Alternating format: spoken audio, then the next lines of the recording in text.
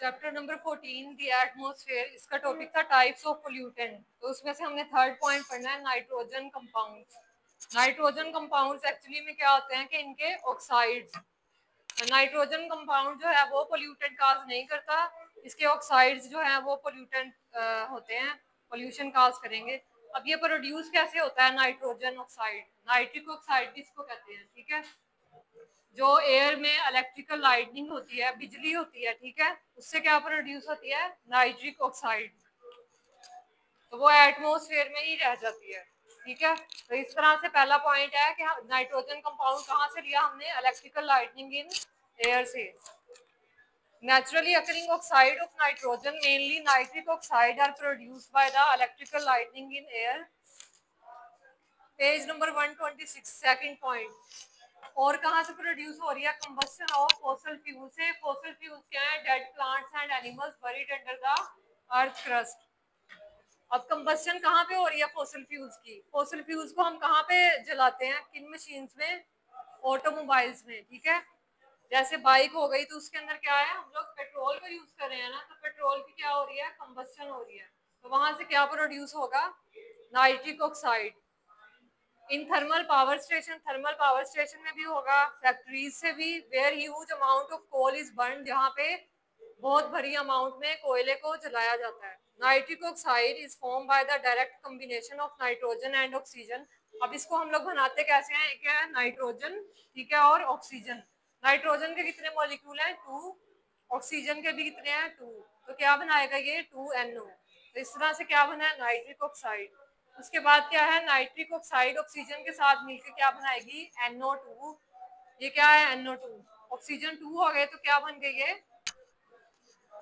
Nitric dioxide. पहले क्या थी, नाइट्रिक ऑक्साइड, अब क्या बन गई, डाइऑक्साइड।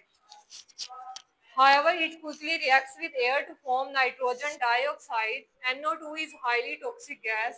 MCQs के लिए है ये, NO2 is highly toxic gas. तो ये रिएक्शन भी आप लोगों ने करना है।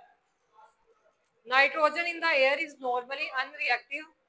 जब एयर में नाइट्रोजन होगी तो वो रिएक्ट नहीं करेगी, लेकिन क्या होगा कि टेम्परेचर जैसे ही हाई होगा तो ये ऑक्सीजन के साथ रिएक्ट करेगी और क्या बना देगी, ऑक्साइड ऑफ नाइट्रोजन। क्योंकि नाइट्रोजन ऑक्सीजन से रिएक्ट कर रही है तो ऑक्साइड ऑफ नाइट्रोजन बन रहा है NO और NO2।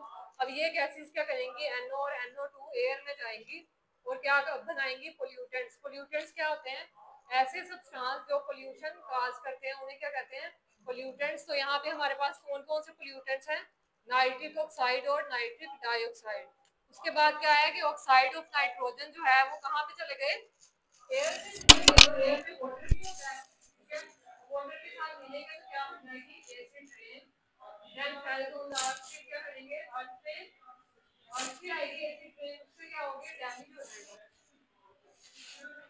उसके बाद mixture of these gases represent as NOx। अगर बहुत सारी नाइट्रिक ऑक्साइड्स मिल जाएंगे तो उसे हम लोगों ने रिप्रेजेंट किया है NOx। फॉर एग्जांपल पहले क्या था, NO, फिर क्या था, NO2, NO3। अब ये क्या होते जा रहे हैं, प्लस होते जा रहे हैं, तो इसको किससे रिप्रेजेंट किया, NOx से।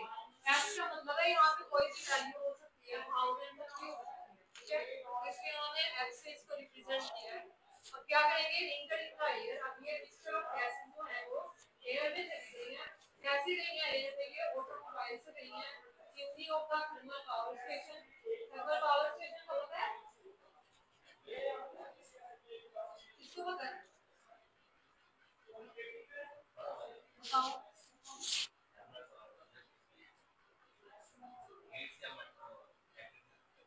हीट से हम लोग वो बनाते हैं, जैसे ईंटें होगी, ठीक है, तो उसमें आप लोगों ने देखा होगा ये क्या होता है, इस तरह से बना होता है, यहाँ से क्या आएगा, धुआं आ रहा है बाहर, धुएं में क्या होगा, नाइट्रिक ऑक्साइड होगी।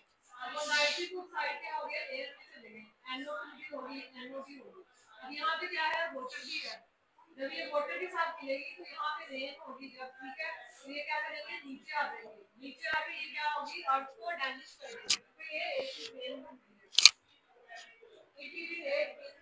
अब जो एसिड रेन से नीचे आएगी, ठीक है, तो एसिड रेन इतने सारे लोग हैं जो रेन में, जब रेन होगी तो बारिश होगी, तो क्या होगा कि ब्रीथ जब ब्रीथिंग करेंगे, ठीक है, सांस लेने का अमल, तो उससे क्या होगी, ये अंदर चली जाएगी और किसको डैमेज कर देगी, लंग्स को, और फिर ब्रीथिंग सिस्टम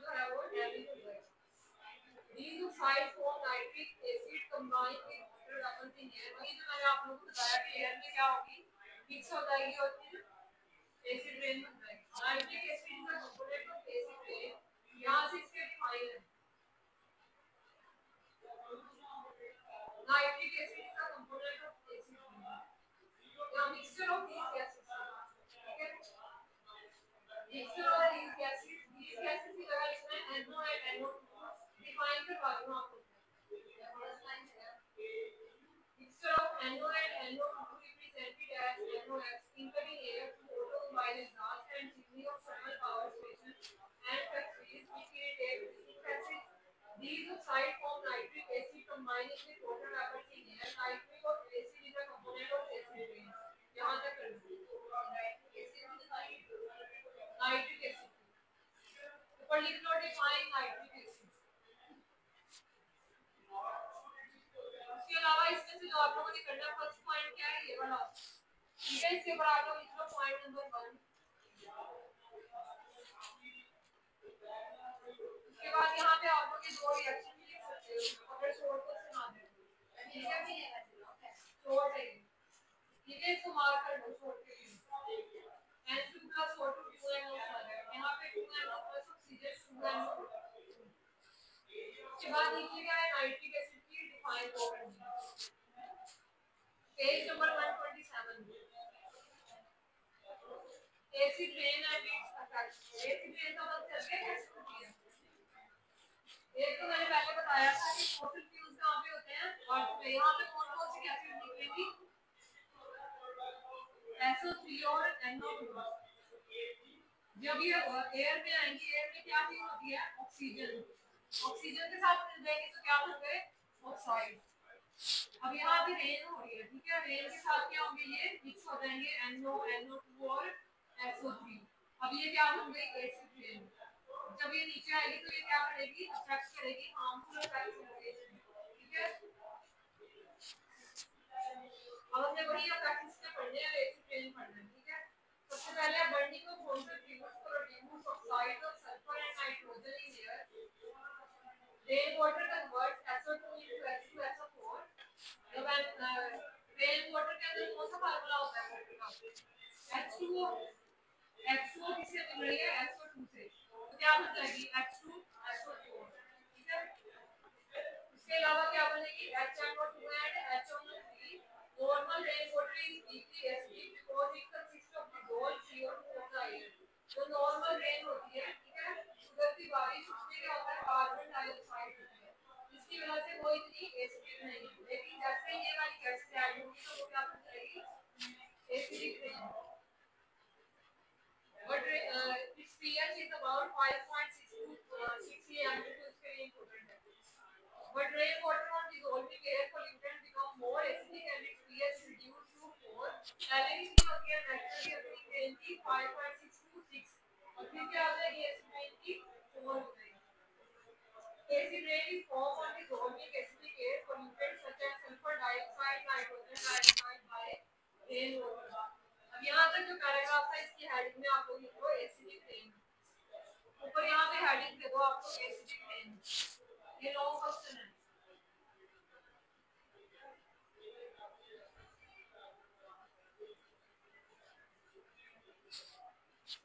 अब ये किस पे डायग्नोसिस किसको करेगी, सोइल को, एनिमल्स, प्लांट्स, एक्वेटिक लाइफ. ठीक है, अब नेक्स्ट पेज से लॉन्ग क्वेश्चन है इफेक्ट ऑफ एसिड रेन. इसके ऊपर भी लिखो describe effects of acid rain question mark. अब यहाँ पे उसके इफेक्ट्स बताएंगे. एसिड रेन जब सोइल और रॉक्स में जाएगी तो क्या करेगी, reach heavy metals with its and discharge these metals into river and lake. इसके बेनिफिट है क्या एसिड रेन का. कुछ ऐसे इलाके होते हैं जहाँ पे ऐसे रॉक्स होते हैं कि उसके अंदर क्या होती है, मेटल्स भी होती है. कभी आप लोगों ने सुना कि पहाड़ी इलाकों से गोल्ड भी निकलता है. ठीक है, और भी बहुत से मेटल्स. तो इसी तरह से क्या है, ये एक रॉक है, इसके ऊपर क्या है, कोई भी मेटल ले लो, गोल्ड या प्लैटिनम, ज्यादातर यही होता है. अब यहाँ पे क्या हुआ है, एसिड रेन. एसिड रेन क्या करती है, डैमेज कर देती है ना हर चीज को. अब ये क्या करेगी, रॉक के ऊपर वाली लेयर को उतारती जाएगी.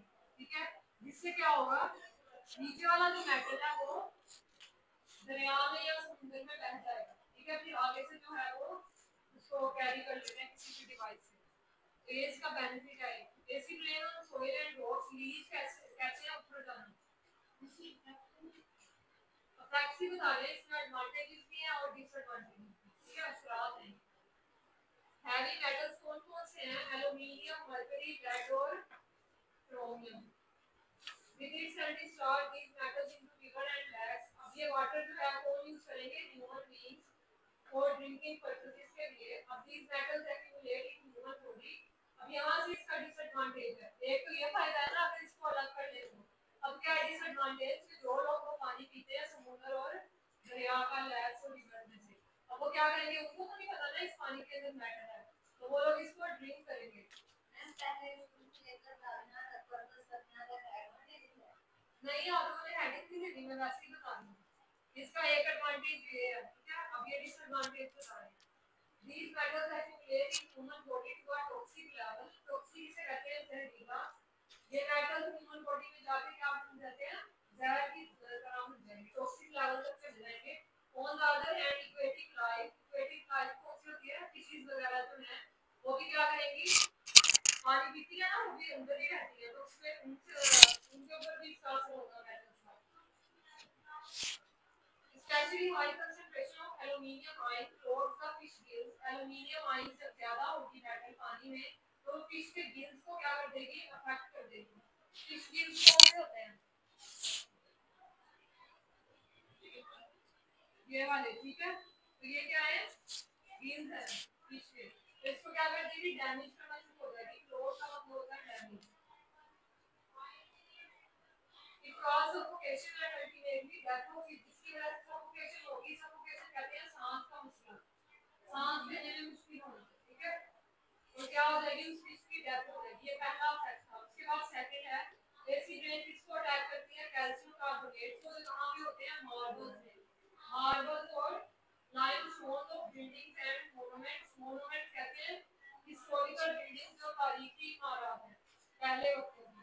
अब ये बिल्डिंग्स क्या होती हैं, getting dull and eroded day by day. For example Taj Mahal जो है वो इंडिया में, वो किस वजह से डैमेज हो रहा है, एसिड रेन की वजह से, ठीक है। क्योंकि बिल्डिंग की ऊपर वाली लेयर जो है वो क्या होती है, डैमेज होने लग जाती है, इसकी वजह से जंग भी लग सकता है। थर्ड पॉइंट है acid rain increase the acidity of soil. Soil की एसिडिटी को ज्यादा कर देगी। उससे क्या होगा कि जो सरफेस जमीन है वो क्या हो जाएगी, damage.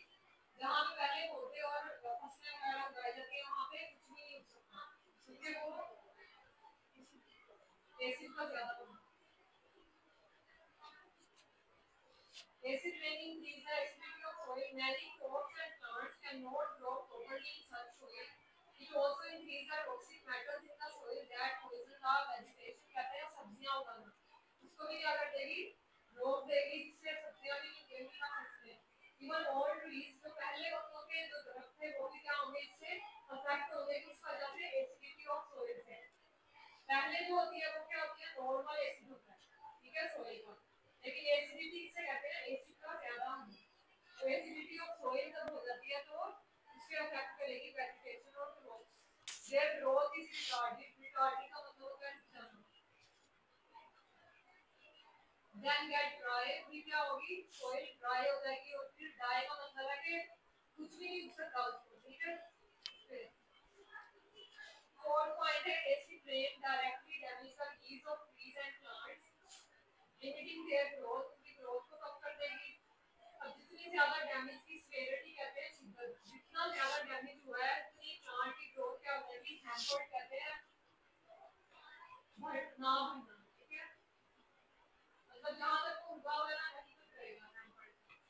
Plant capability to resist cold और डिजीज रिड्यूस। अब ऐसे पौधे जो सर्दी से बच सकते थे, ठीक है, और जो डिजीज से अपने आप को बचाते हैं वो भी इस काबिल नहीं रहेंगे कि वो सर्दियों में उग सके, ठीक है। एंड अल्टीमेटली अब शो उन्होंने यहाँ पे शो किया होगा ये वाला diagram, effect of acid rain on plants. तो इस तरह से दिखाई देंगे, ठीक है। आज के लिए कल को हम लोग पढ़ेंगे ओजोन